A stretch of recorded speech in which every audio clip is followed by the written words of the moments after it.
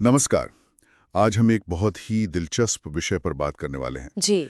श्री चैतन्य महाप्रभु का जो शिक्षाष्टक है, जी। उसका पहला श्लोक, चेतो दर्पण मार्जनम। हाँ, बिल्कुल। तो श्रोता बताते हैं कि इस एक ही श्लोक में नाम संकीर्तन मतलब भगवान के पवित्र नामों को जपने के 7 कमाल के परिणाम बताए गए हैं। बिल्कुल सही। और ये तो बस शुरुआत है। आप देखिए, शिक्षाष्टक असल में हमें नाम जप से कैसे चेतना शुद्ध होती है, वहां से लेकर व्रजवासियों के भाव में जो कृष्ण प्रेम है, उस शिखर तक ले जाता है। अच्छा। और इसे महाप्रभु का एक खास तोहफा माना जाता है। तो आज हम इसी पहले श्लोक के 7 परिणामों पर ही फोकस करेंगे, उनको समझने की कोशिश करेंगे। बढ़िया। तो श्लोक है, चेतो दर्पण मार्जनम भव महादावाग्नि निर्वापणम श्रेयः कैरव चंद्रिका वितरणम विद्यावधु जीवनम।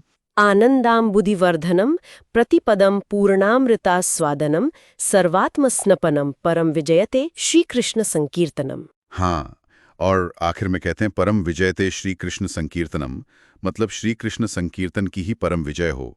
तो चलिए ये 7 विजय क्या हैं, इन्हें समझते हैं। पहला है चेतो दर्पण मार्जनम। जी, इसका सीधा सा मतलब है हमारा जो हृदय है ना, वो एक दर्पण, एक शीशे की तरह है, उसे साफ करना। शीशे की तरह मतलब? हाँ, जैसे शीशे पर धूल जम जाती है ना, वैसे ही हमारी चेतना पर, हमारे दिल पर जन्मों जन्मों की धूल जमी है। ये धूल क्या है? हमारी भौतिक इच्छाएं, हमारे पुराने कर्म संस्कार। अच्छा। श्रुत में तो एक जगह ऐसा जिक्र है कि ये धूल कोई पतली परत नहीं, 30 किलोमीटर मोटी है। सोचिए जरा। 30 किलोमीटर? अरे बाप रे। मतलब हम अपना असली रूप जो आत्मा है वो तो देख ही नहीं पाते होंगे, बस धूल ही धूल। बिल्कुल। तो नाम संकीर्तन का पहला काम है इस धूल को हटाना, इस शीशे को साफ करना। इसका मतलब ये हुआ कि हमारी जो असली पहचान है वो इस धूल के नीचे है, और नाम जप उसे बाहर लाने का सीधा तरीका है। सही कहा। और देखिए, वैसे तो इसमें वक्त लगता है, पर स्रोत ये भी कहते हैं कि अगर अपराधों से बचकर शुद्ध नाम लिया जाए तो एक बार का जप भी मतलब तुरंत सफाई कर सकता है। एक ही बार में? हाँ, जैसे कहा गया है, एक कृष्ण नामे करे सर्व पाप अक्षय। तो जैसे ही ये शीशा थोड़ा साफ होने लगता है, दूसरा परिणाम महसूस होता है, भव महादावाग्नि निर्वापनम। भव महादावाग्नि मतलब ये जो संसार है इसकी भयानक आग को बुझाना। जी, संसार के दुख, क्लेश, चिंताएं, ये सब आग की तरह हमें जलाते रहते हैं ना, तो नाम जप इस आग को शांत करता है। ये तो लॉजिकल लगता है, मतलब पहली चीज हुई सफाई तो शांति तो आएगी ही। बिल्कुल। चेतना साफ होती है तो अंदर शांति बढ़ती है और बाहर की मुश्किलों का असर भी कम होने लगता है। इसके बाद तीसरा परिणाम है श्रेयः कैरव चंद्रिका वितरणम। श्रेयः कैरव चंद्रिका, ये थोड़ा काव्यात्मक है, सौभाग्य रूपी सफेद कमल का खिलना। हाँ, बिल्कुल। देखिए, पहले 2 परिणाम क्या थे? नेगेटिव चीजों को हटाना, जी। धूल हटाना, आग बुझाना। सही। अब ये है कुछ पॉजिटिव चीज का आना। ये आत्मा का जो स्वाभाविक सौभाग्य है, अच्छी किस्मत है, उसका जागना है। जैसे सफेद कमल कैरव होता है ना, वो चांदनी में खिलता है। हाँ। वैसे ही हमारी आत्मा श्री कृष्ण नाम की चांदनी में खिल उठती है। ये एक तरह से हमारा जो भगवान कृष्ण से भूला हुआ रिश्ता है ना, उसके धीरे धीरे खुलने का प्रतीक है। बहुत सुंदर। अच्छा, चौथा परिणाम है विद्यावधु जीवनम, ज्ञान की वधु का जीवन। ये थोड़ा समझाएंगे? हाँ, ये थोड़ा अनोखा उदाहरण है। यहाँ वधु या पत्नी का उदाहरण इसलिए दिया है कि जैसे एक समर्पित पत्नी स्वाभाविक रूप से अपने पति के पीछे चलती है, उसका अनुसरण करती है, जी, वैसे ही दिव्य ज्ञान यानी विद्या, वो अपने आप ही नाम जप के पीछे पीछे आ जाती है। आपको अलग से ज्ञान के लिए बहुत हाथ पैर नहीं मारने पड़ते। अच्छा, तो मतलब सिर्फ नाम जप करने से ज्ञान अपने आप आ जाता है? कैसा ज्ञान? ये समझ के मैं ये शरीर नहीं हूँ, मैं आत्मा हूँ, इससे शुरू होता है। फिर धीरे धीरे अपना असली आध्यात्मिक रूप क्या है, भगवान कृष्ण से मेरा क्या रिश्ता है, वो सब समझ आने लगता है। भक्ति विनोद ठाकुर का जिक्र करते हुए स्रोत कहते हैं कि नाम ही हमें व्रज तक ले जाता है, हमारा असली स्वरूप और सेवा क्या है ये प्रकट कर देता है। और इसीलिए स्रोत ये भी कहते हैं कि बस पवित्र नामों का कीर्तन ही काफी है, किसी और आध्यात्मिक तरीके की जरूरत ही नहीं रह जाती फिर। हाँ, स्रोत के अनुसार तो ये अपने आप में पूरी प्रक्रिया है। और इसी अनुभव को और गहरा करता है पांचवा परिणाम, आनंदाम्बुधि वर्धनम। आनंद अंबुधि वर्धनम मतलब आनंद के सागर का बढ़ना। जी, आनंद, खुशी, ये आत्मा का नेचर है, स्वभाव है।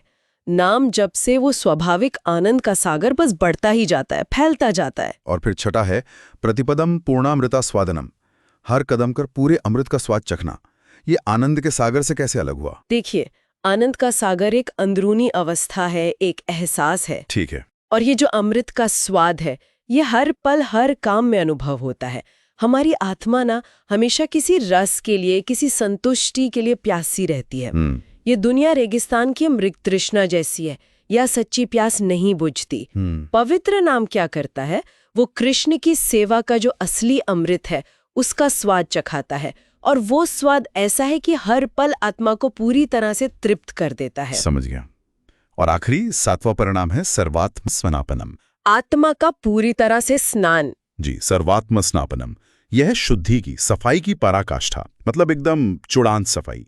यह हमारे अंदर की सारी गंदगी, चाहे वो मन की हो, सूक्ष्म या शरीर से जुड़ी स्थूल, सबको धो देता है और आत्मा को परमानंद में, उस दिव्य आनंद में पूरी तरह से भिगो देता है। तो ये सातों परिणाम मिलकर वाकई दिखाते हैं कि श्री चैतन्य महाप्रभु ने क्यों कहा परम विजयते श्री कृष्ण संकीर्तनम। हाँ, ये चेतना की सफाई से शुरू होता है, दुखों को खत्म करता है, फिर ज्ञान और आनंद जगाता है, और आखिर में आत्मा को उसके असली शुद्ध आनंदमय स्वरूप में वापस ले आता है। बिल्कुल।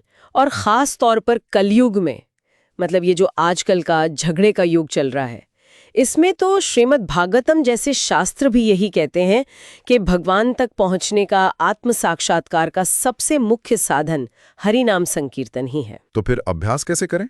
स्रोत क्या कहते हैं? स्रोत सलाह देते हैं कि या तो लगातार जप करें, कीर्तनीयः सदा हरिः, हमेशा हरि का कीर्तन करते रहें, या फिर एक नियम बना लें, एक निश्चित संख्या में रोज जप करें। अच्छा। और ये भी कि चाहे सुख आए या दुख, जप नहीं छोड़ना चाहिए, करते रहना है।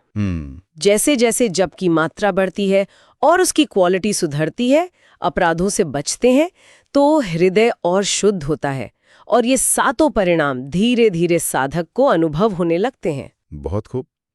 तो चलिए इस चर्चा को समाप्त करते हुए एक सवाल श्रोताओं के सोचने के लिए छोड़ते हैं। जी। अगर जैसा कि स्रोत बार बार कह रहे हैं कि पवित्र नाम का कीर्तन अपने आप में इतना पूरा है कि किसी और आध्यात्मिक प्रक्रिया की जरूरत नहीं है, तो फिर ये हमारे आध्यात्मिक जीवन में अभ्यास यानी साधना, ज्ञान यानी समझ और प्रत्यक्ष अनुभव यानी अनुभूति, इन तीनों के बीच का जो रिश्ता है, उसके बारे में क्या इशारा करता है? ये सोचने वाली बात है। इस पर विचार किया जा सकता है।